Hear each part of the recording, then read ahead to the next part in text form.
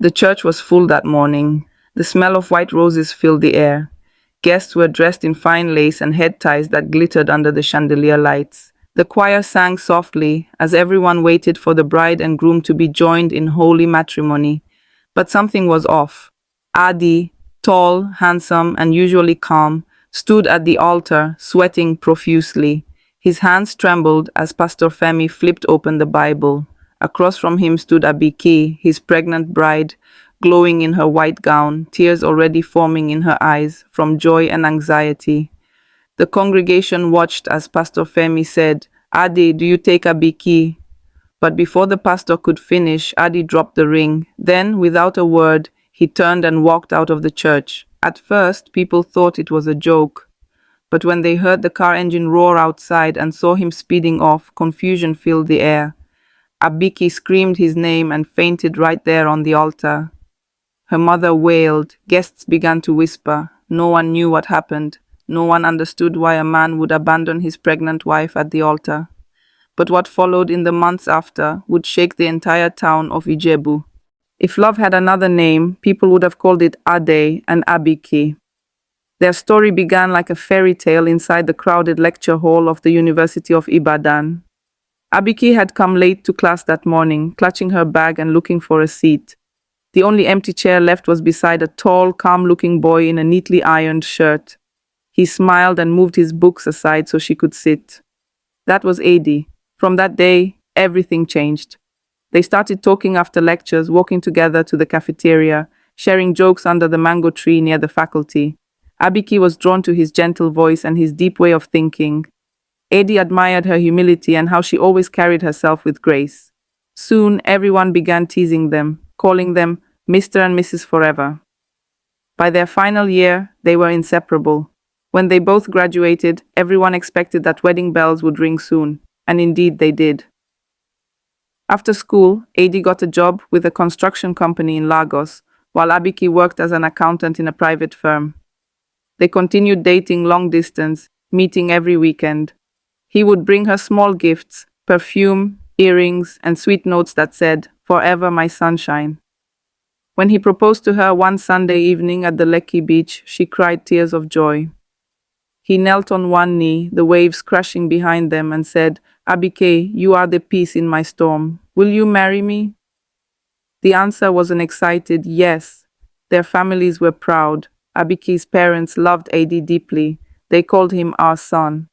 His mother adored Abike too, often saying, "She is well trained, Omotoda." The traditional wedding was one of the biggest in Ijebu that year. Drums, laughter, and music filled the air. Both families danced till night. It was a celebration of love that people talked about for weeks. Everything looked perfect. Everyone said they were destined for each other. But 3 weeks before their church wedding, a strange shadow began to crawl into their joy. One night, Adi's phone rang around midnight. Abike woke up and saw him sitting up in bed, whispering into the phone. His face was tense. When he noticed she was awake, he quickly ended the call and said, "It's work. Sorry, go back to sleep." The next morning, he was unusually quiet. He barely touched his food. When Abike asked if everything was all right, he forced a smile and said, "I'm just tired, my love. Nothing to worry about." But Abike knew something had changed. Over the next few days, he became moody and withdrawn. Sometimes she would find him sitting outside, staring at nothing. Other times, he would suddenly become affectionate, hugging her tightly, holding her face as if memorizing it. One evening, Abike told him she was pregnant. She expected him to shout with excitement. Instead, he froze, his mouth slightly open. "Pregnant?" he repeated softly. Then, after a moment, he smiled and said, That's good news." He hugged her, but she felt his heart pounding fast against her chest. That night, she woke up and found him outside again, sitting alone in the dark. His phone was in his hand, but his eyes were far away, lost in a world she couldn't enter. The next morning, he acted normal. He even brought breakfast to her bed, kissed her forehead, and told her, "I'll love you till my last breath." Abike believed him, but if love could stop destiny, she would have held him tighter that morning and never let him go, because deep down, Ade was already fighting a battle no one could see. And on the day they were meant to say I do, that hidden battle would destroy everything they had built. When Abike opened her eyes, the white ceiling lights stung her vision. For a few seconds, she didn't know where she was. Then she heard her mother's trembling voice beside her bed. Abike, my daughter, thank God you're awake. Her throat felt dry as she whispered, Mama, where is Adi? Her mother's face crumbled. She turned away, covering her mouth with her wrapper. He's gone, Abike. He left you on the altar. Abike's heart stopped. She blinked rapidly, trying to understand. What? What do you mean gone? Tears rolled down her mother's cheeks. He walked out before the pastor could bless the marriage. He drove off and never came back. Abike's chest tightened. The last thing she remembered was standing in her wedding gown, watching Adi's back as he walked away, the guests screaming, the choir going silent, and the ring rolling on the floor. She broke down in tears. No, Mama, you're lying. He can't do that. Adi loves me. Her mother only wept harder. The news spread like wildfire across Ijebu. Some said Adi went mad. Others said he found out the child wasn't his. Some whispered that a curse followed Abike's family. Everywhere she went, people stared. Some pitied her. Others gossiped behind her back. The shame was unbearable. Her father could barely go to the market anymore. Her mother fell sick from worry. The wedding that was supposed to unite two proud families had turned into the biggest scandal in town. For weeks, Abike locked herself inside her room, refusing to eat. Her wedding gown hung on the door, untouched, like a ghost haunting her. At night, she would hold the ring Adi dropped at the altar and whisper, Why, Adi? What did I do to you? Days turned into weeks and weeks into months. Her belly grew rounder with pregnancy, but her heart grew emptier. She barely spoke. The once cheerful, smiling Abike became a shadow of herself. When she finally gave birth, the pain was long and heavy. But when she saw her baby boy, something inside her shifted. He was beautiful. Dark curly hair, small lips, and eyes that looked just like Adi's. She named him Toby, meaning, God is great. Holding him in her arms gave her a reason to breathe again. For the first time in months, she smiled. Maybe this child is all I need, she whispered. Her mother helped her raise Toby, and slowly, life began to take shape again. She went back to work at the accounting firm in town. Though people still whispered, she learned to walk past them with her head held high. But peace never lasts long. One cool evening, as Abike left work, she stopped by a small shop to buy baby food. She turned to cross the street and froze. There, across the road, standing beside a parked taxi, was Adi. He looked thinner, his beard unshaven, his shirt rumpled. His eyes were tired and hollow. For a brief moment, their eyes met. Time stopped. The sound of cars faded. Abike's lips parted, but no word came out. Adi's face was filled with something between guilt and sorrow. Then he turned away and walked into the shadows. Abike stood rooted to the spot, shaking. Adi, she whispered, but he was gone. That night she couldn't sleep. She replayed the moment over and over in her head. He was alive, he wasn't dead or insane, so why had he abandoned her? Around midnight her phone buzzed. It was a message from an unknown number. Abike, forgive me, I didn't mean to hurt you, but I had no choice. Her hands trembled as she read the message again and again. What did he mean, no choice? She quickly typed back, Adi, where are you? Please talk to me. No reply came. The next day she called the number, but it was switched off. She went to the telecom office to trace it, but they said the number didn't exist. It felt like a ghost had sent the message. That night, as she sat by her baby's crib, tears rolled down her cheeks. Adi, if you loved me, why did you leave me like that? Why? Outside, thunder rumbled. The wind blew softly through her curtains, and for a second she thought she heard his voice, faint like a whisper from afar. Forgive me, Abike. She turned quickly, but no one was there. Abike didn't know it yet, but the truth behind Adi's disappearance was darker, deeper, and more painful than anything she had ever imagined, and soon that truth would come knocking on her door. A full year had passed since the wedding disaster, but the memories still burned like fresh wounds in Abike's heart. Her son, Toby, was now crawling, cheerful and bright, the only light in her dark world. She had managed to rebuild her life bit by bit, yet deep inside, she never stopped wondering why Adi had walked away. Every time she saw couples holding hands, her heart tightened. Every night, she prayed for one thing: answers. Then one quiet afternoon, her prayer was answered in a way she never expected. There was a knock on her door. When she opened it, standing there was a familiar face, Tommy, Adi's younger sister. Abike froze. For a second, her heart forgot how to beat. Tommy looked tired, her eyes red as if she had been crying. She held her purse tightly, her lips trembling. Abike, she whispered, "Please, can I come in?" Abike stepped aside, her voice barely steady. "Tommy, after everything, you still remember me?" Tears filled Tommy's eyes. "How can I forget you, Sister Abike? You are still family, even after everything that happened."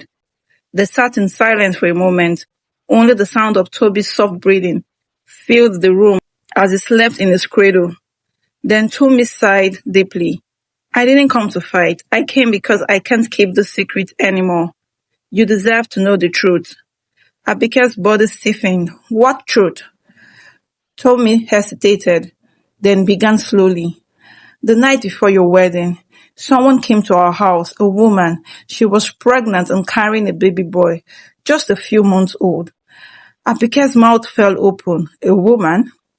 "Yes, she said her name was Yetunde. She claimed Adi was the father of her child. She had pictures of her and Adi together, even one of them holding the baby. She said if he didn't accept her publicly, she would storm your wedding and expose everything." Abike covered her mouth in shock.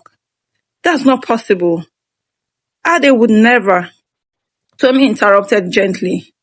He didn't believe her at first, but the pictures, the baby, everything looked too real.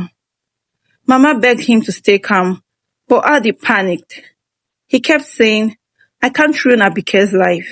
I can't let the shame happen in church."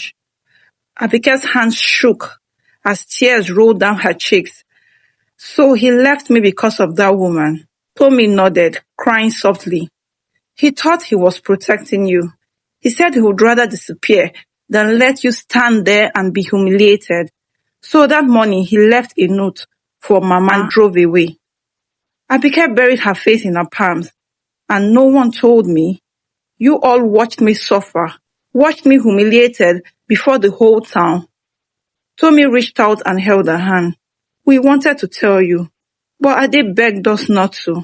He said he would come back once he settled everything." Abike looked up, her eyes red. "Why didn't he come back?" Tommy hesitated again, her voice breaking. "Because by the time he found out the truth, it was already too late." Abike blinked. "What truth?" "The woman lied," Tommy whispered. "The baby wasn't his. The pictures were old and edited. She only wanted money. She wanted to destroy his life because he refused to marry her years ago." Abike gasped, clutching her chest. "Oh my God." Tommy continued, tears streaming down her face.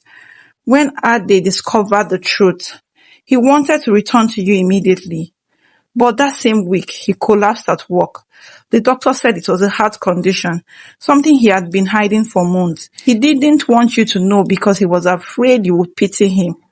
Abike stared blankly, her body trembling. "So all that time he was acting strange?"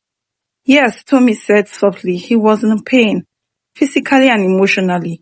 He was taking medications secretly, hoping to recover before the wedding. But the stress and the lies broke him." Abike's tears flowed uncontrollably. "Where is he now, Tommy? Where is Ade?" Tommy looked away, her voice trembling. "He's gone, Abike. He passed away a month ago." The room went silent. The only sound was the wind blowing softly through the curtains. Abike's knees gave way. She fell to the ground, crying bitterly. "No, no, he can't be gone. He just texted me months ago. He said he didn't mean to hurt me." Tommy nodded sadly. "That message came from him. He sent it the night before he died. He wanted you to know he loved you, and that leaving you was the hardest thing he ever did." She opened her purse and pulled out an envelope. He left this for you. With trembling hands, Abike opened it. Inside was a handwritten letter, the familiar handwriting she had missed so much. It read, "My dearest Abike, if you are reading this, it means I couldn't fight anymore. I never stopped loving you, not for 1 second. I left because I couldn't let my sickness or my shame destroy your joy. You were my light, and I wanted that light to keep shining even after I'm gone. Please forgive me. Take care of our son. Tell him his father loved him, even from afar." The paper dropped from her hands as her cries filled the room. Tommy hugged her tightly, both of them weeping together. Outside, thunder rumbled again, the same way it did the day he left her on the altar. But this time, the sound didn't feel like pain. It felt like closure. The next morning, Abigail woke up with swollen eyes and a heavy heart. Ade was gone, truly gone. But one thing wouldn't leave her mind. She needed to see him one last time. So, with her baby strapped to her back and Tommy beside her, she traveled to Ibadan, where Ade had spent his final months. The road was long and silent. Neither of them spoke much. Abike just held the letter tightly in her hand, reading it over and over again as the bus rolled through villages, farmlands, and lonely roads. When they finally arrived at the small compound where Ade had been living, an elderly woman greeted them at the gate. Her name was Mama Ronke, Ade's landlady. She looked at Abike for a long moment before saying softly, "So you are Abike, the woman he never stopped talking about." Abike's lips trembled. "He spoke about me?" Mama Ronke nodded slowly. Every single day, even when he could hardly breathe, he would say, "I hope Abike and my child are fine." Tears filled Abike's eyes as the woman led her into Ade's small, tidy room. Everything was still, his books neatly stacked, his clothes folded, and on the small wooden table was a picture frame with their photo from the university days. Beside it lay a small box. Mama Ronke picked it up and handed it over to her. "He told me to give you this, if you ever came." Abike opened the box with trembling fingers. Inside was a gold bracelet, the one she had lost during their engagement. Engraved on it were the words, "My forever." She pressed it to her chest, her tears falling freely. "He was such a good man," Mama Ronke said quietly. "He never complained, even when the pain became unbearable. Every night he would whisper your name and pray for you and the baby." Abike knelt by his bed, weeping. "Oh, Ade, why didn't you come back? Why did you carry this pain alone?" Later that evening, they went to his graveside. It was a peaceful spot under a mango tree just outside the town. The sun was setting, painting the sky with orange and gold. Abike knelt before the grave, the letter clutched in her hand. "You left me, Ade," she whispered, "but now I understand. You were only trying to protect me. You didn't want me to see you suffer. You didn't want pity. You wanted peace." She placed the bracelet and a single white flower on his grave. "Sleep well, my love. I forgive you." A gentle wind blew through the trees for a moment. It felt like someone brushed her cheek, soft and warm like Ade's touch. That evening, Abike made Ade a promise. She wouldn't let his death be in vain. She would turn her pain into purpose. Months later, she started the Ade Heart Foundation, a non-profit organization that helped people with heart condition, especially those who couldn't afford treatment. She poured all her strength into it, determined to keep Ade's memory alive. Her story inspired many. People who once mocked her began to respect her courage. She became known in Ijebu as the woman who turned heartbreak into hope. Years passed. Toby grew into a bright, respectful young boy, kind, intelligent, and strong. Each time Abigail looked into his eyes, she saw a day smiling back at her. Sometimes, when the evening sun painted the sky orange, she would sit by her window and whisper, "I kept my promise, Ade. Your name will never be forgotten."